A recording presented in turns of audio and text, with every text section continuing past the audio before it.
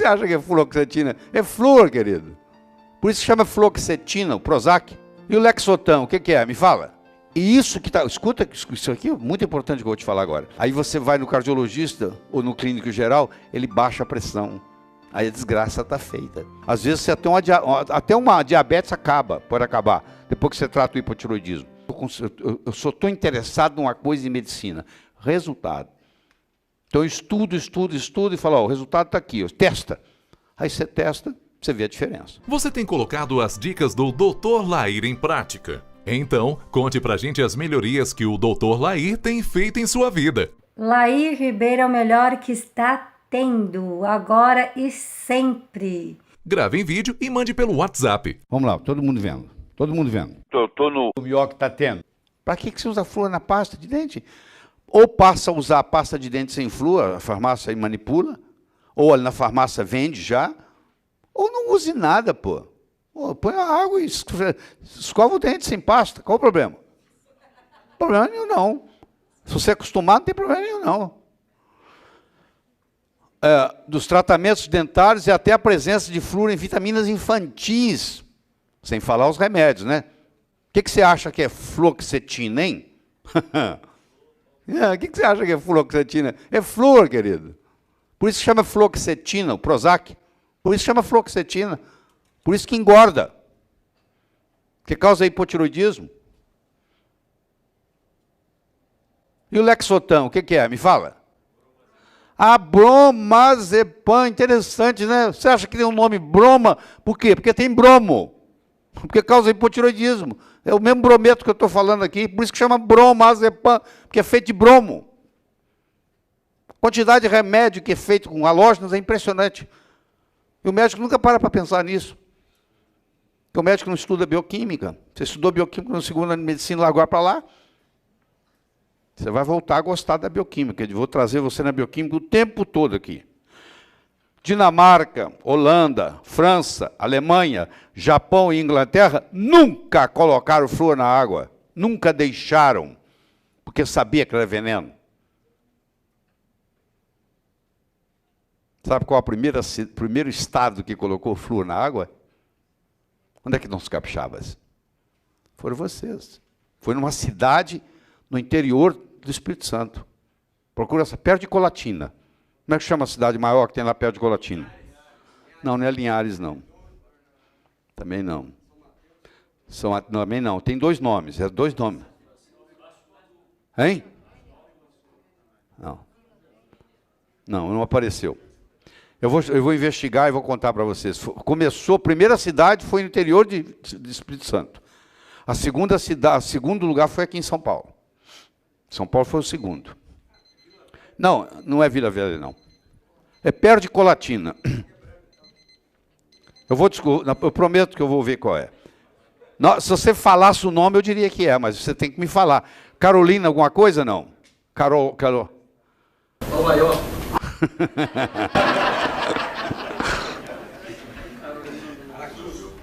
A pessoa fica orgulhosa, ó.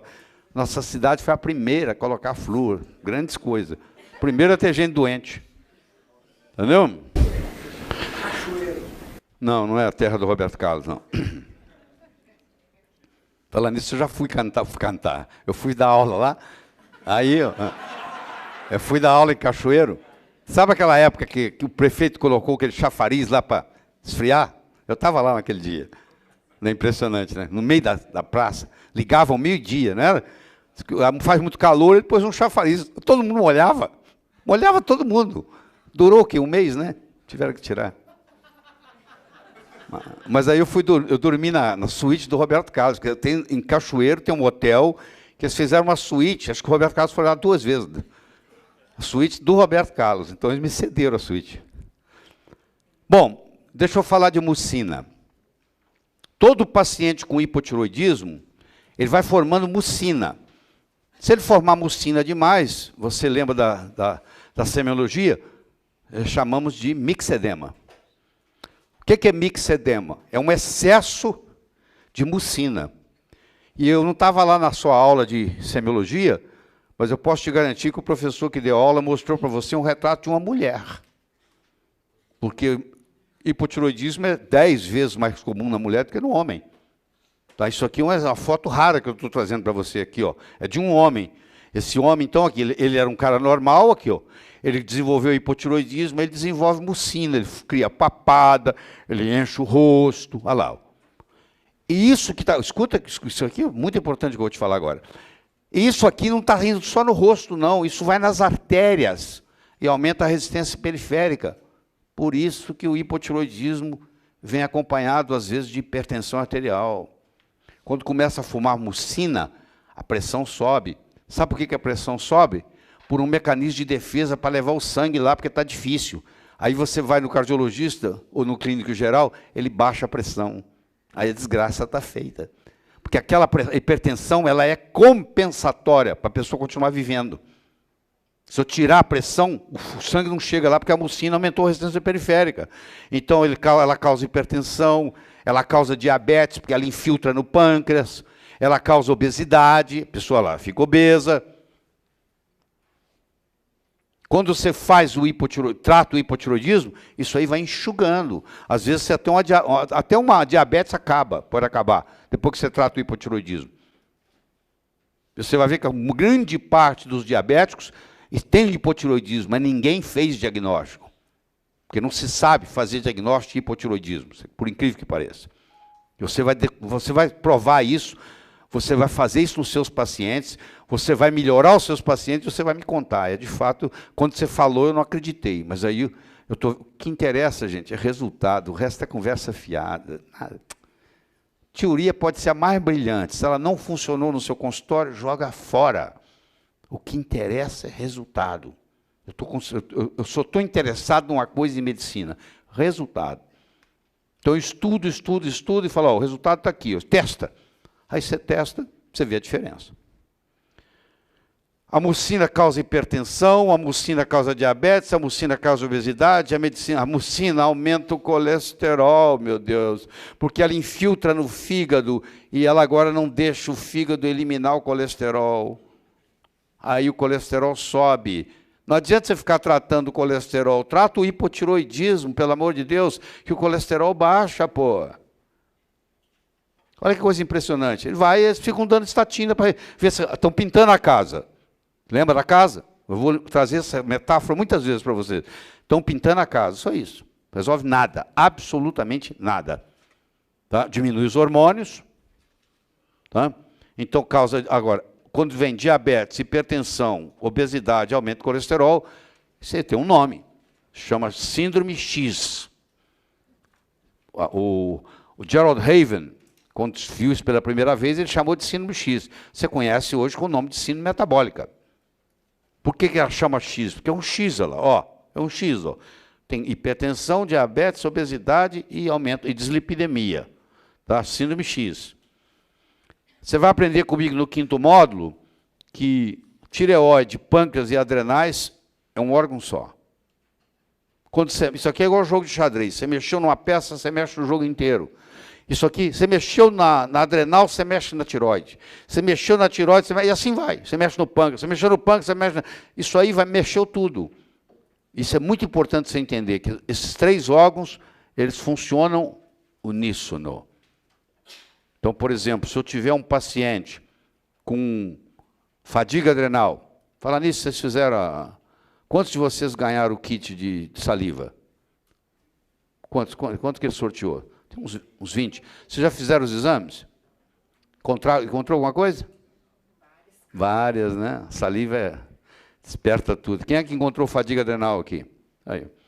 Pois é, então vamos pegar seu caso. Você encontrou fadiga adrenal. Você dá plantão ou não? Dá, pois é. Eu te contei, né? Quanto tempo tem que você dar plantão?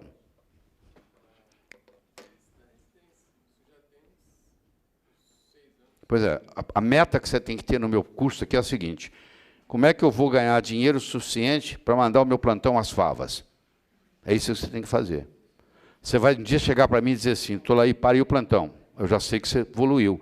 Porque o plantão, o que ele te consome de longevidade, mesmo que você durma no plantão a noite toda, primeiro não é igual a dormir na sua cama. E segundo, a enfermeira entra de noite, acende a luz, o outro vem passando, acabou. Aí se você dá plantão, você dá uma vez por semana? Quantas vezes por semana? 3 vezes, olha só. Aí você dá na segunda, escuta, você dá na segunda, dá na quarta e dá na sexta. Então vamos ver. Você dá na segunda, você dormiu mal, você vai precisar de 2 ou 3 dias para recuperar. Aí na quarta você dá de novo. Na sexta você dá de novo. Aí o seu cortisol subiu. Só que você dá isso, plantou há muito tempo, aí você entrou em fadiga adrenal. Mas vamos pegar seu caso. Entrou em fadiga adrenal. Aí eu descubro que você tem hipotiroidismo. Eu meço a sua temperatura, quanto é que deu? Pronto. Aqui, tá vendo como é que é? Assim que começa. Aqui, ele hoje, você pode dizer que ele é saudável, mas a porta para a doença abriu. Ele tem hipotiroidismo e ele tem fadiga adrenal. Ele deve estar pensando, pô, eu nunca tive nada, vou no curso lá e começa a arrumar doença para mim. Mas o que acontece? Eu tenho que cuidar da sua adrenal e da sua tireoide. Se eu cuidar só da sua tireoide, você dá uma melhorada de 1 mês e cai de novo. Agora, se eu te der adrenal e tireoide, em 3 meses você é outra pessoa, entendeu? Totalmente diferente. Tudo muda a sua vida. A fazer reposição de T3, T4. E aí na hora melhorei bastante. E aí? E o cortisol não começou porque sanguíneo estava alto. Mas o sanguíneo não vale nada. E aí eu fiquei uns 4 dias sem tomar, porque acabou, aí até abrir até pegar com a farmácia. Aí 2 dias depois que eu fiquei sem tomar, eu fiquei muito...